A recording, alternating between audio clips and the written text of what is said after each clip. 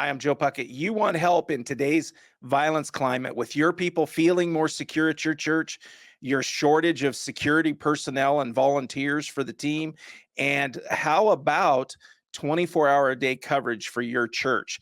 We're going to talk about those things today with Aaron Coker, who is a rep for some great products. Now, there's no money that's been exchanged hands here. I'm not compensated for this. This is us just sharing information for you so that you know what I would normally say is the future, but the technology is here today. And stick around. You got to hear about the security dog for your church. This is amazing stuff to me. So let's get into the show. So it's great to have Aaron here with us. We really need to talk about the future because some of us are still trying to get our security teams together. Yeah, thank you so much. I'm very excited to be here talking about the future of church security. I believe that we're living in tumultuous times. I do believe that there is an enemy out there that is, actively thinking of ways to destroy God's children and God's church. And I believe that being proactive is vital and necessary. One idea is using technology. What we were looking at just now was our Romeo. A Romeo would be essentially for bigger facilities. This is actually probably about 7 feet tall. Wow. It weighs as much as a Toyota Camry. Wow. Now, what you're looking at the top is you're looking at a 360-degree camera view that is actively roaming and looking for loiterers, trespassers, firearms, vehicles that are in places they shouldn't be, and remembering license plates. So it's essentially a robotic unarmed security guard. And the panel right there to the side has a panic button that can be displayed. So if there is something going on, you can instantly push that button and help will be on the way. Obviously, as big as it is, as much as it weighs, you have to have a deployment area where it goes in to be charged and that kind of thing, and then comes out of that area. The Romeo device is actually autonomous. So it knows when it's running out of battery and it'll drive itself back to the charging port. It knows how to navigate around other cars, limbs, stones, divots in the road. It is fully autonomous, and it has its actual own computerized brain that tells it where to go and if there's something in its way. What's the typical way that this information will be processed if it detects something that's an issue? So it's fully customizable. If you wanted to issue an audible alert to, let's say, a loiterer after hours at your facility, it can do that. It can speak. It'll say, hey, this is whatever you want it to say, essentially, but it could be something along the lines of, hey, this is a no trespassing zone. If you don't leave now, police will be called. It can issue text message alerts to staff or security on site, or even your whole congregation, that there's a threat outside to initiate lockdown procedures. We could have this thing running 24/7, or at least outside its charging time. We could have this driving around our church parking lots or our church even when we're not there. So it's not just a Sunday morning or Saturday morning thing. It can run whenever you need it to run. So what's the charging time, just for curiosity then? Depending on your terrain, the battery could last up 8 to 12 hours with about an hour and a half charging time. So we could have this thing running, we could have this thing running during the week at night, or evenings and night, and then during our main services, whether that's Saturday, Sunday, or whatever, we could have it running during those services then as well, right? Absolutely. Will it interact with the cars? If we've got traffic in our parking lot, it will avoid those kind of things, right? Absolutely. And you can plot the route, during Sunday morning when everybody's coming to the parking lot. You can have it stay out of those main aisles and stay on the edges. And then during the service, it can go in and out of those aisles. That's awesome. Anything else we should know about this? So can you give us a ballpark of what a cost for this awesome tool here would be? So these are for bigger facilities. So the price, you might get a little sticker shock from the price. It's about $8,000 a month. Now for churches, I have a little bit of wiggle room and I'll go as low as I can go. But this device is usually for big, like Joel Osteen type churches. I would recommend right. Where $8,000 a month isn't a big deal. Now, It does replace up to 4 security guards, sometimes even 5, depending on where you have your security guards at. So those are usually $2,000 to $2,500 a month. So if you replace your whole team of security guards or keep your core members, you can actually end up saving money in some situations. This is more of a monthly lease kind of thing than where you're maintaining it and all of that kind of stuff for us. Yes, and there's a couple of reasons we do that. We call it machine as a service, which is a really fancy way of saying a lease. It's a lease. You lease the device for two reasons. A, because any sort of new software that our engineers are working on will automatically be rolled out to the device. So we're constantly updating. So if you buy it, and you can't buy it outright, you wouldn't have access to those updates. You'd have to purchase them separately. What else? Anything else? Depending on your police jurisdiction or that county that you're in, it can actually call the police on your behalf. Now, a lot of police departments don't like to respond to things that a security guard should be handling.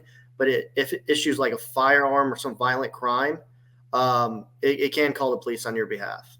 And now, does this also have the license plate reader technology that would be shared with law enforcement if there was something that happened? Absolutely. It can remember license plates. I guess the last thing I should mention, that display there, we wanted to design our robotics to not make the citizen feel like they're entering like Area 51. You can have it, that top right there where the cameras are also has a display.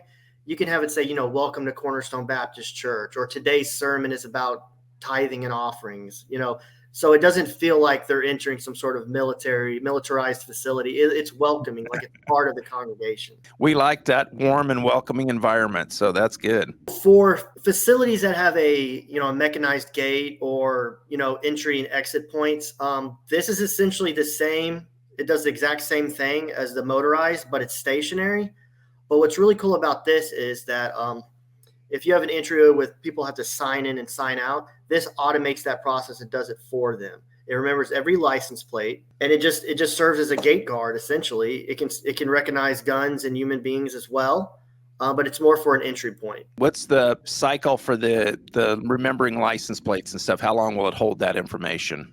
Up to a month. And is there any video capture or anything like that as well, or? Absolutely. So you'll be given we call it the RAD sock. It's our digital command center where you're able to view through the cameras and also request videos, and it'll pull that clip for you. So if something does happen and you need to give evidence to the authorities, you have that on hand.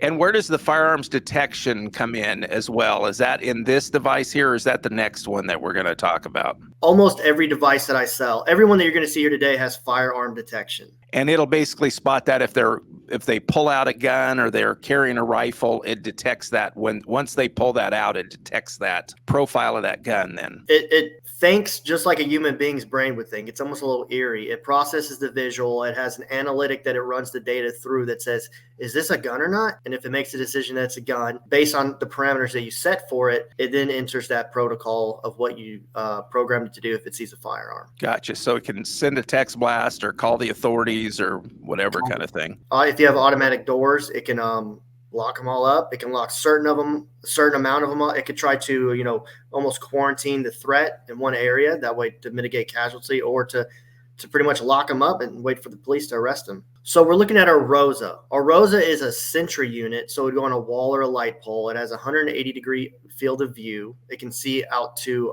400 feet. 250 is our sweet spot. And it's looking for the same things that the Romeo is looking for, but it's stationary. And it's a lot more cost effective for smaller churches. The real reason that I started this company, and the reason, my passion behind it, is its firearm detection capability. And you can kind of see here on the bottom right of your screen what would happen on the RadSock platform when a fire alarm is detected. So the ROSA will play an audible alarm, as well as a visual display letting everybody in the vicinity know that a firearm is on campus and they need to seek shelter. Wow. And this happens within a matter of seconds. Usually around 2 seconds, we can have visual confirmation of the firearm, as well as alerting staff and or congregation and or police that there's a firearm on campus. So you're putting up multiple of these sensors then around. If you have a medium-sized parking lot, you're still putting up several of these sensors then. Just for a point of an example, your church is shaped like just an average square. You would have 4 devices each on every wall, 24/7 monitoring. That's monitoring for not only firearms, but let's say after hours, if there's a loiterer, you can program the device to say if anybody's in this area by the door for more than 3-4 seconds, tell them to take a hike, or let the pastor of security or whoever he may be, the facilities manager, let them know that someone's on site. And they'll also get a visual picture of what's going on of the situation. And there's one more thing I'd like to touch on. So all of our devices come with all the software and all the analytics standard. There's no upcharge. You buy one product, you get the whole kit.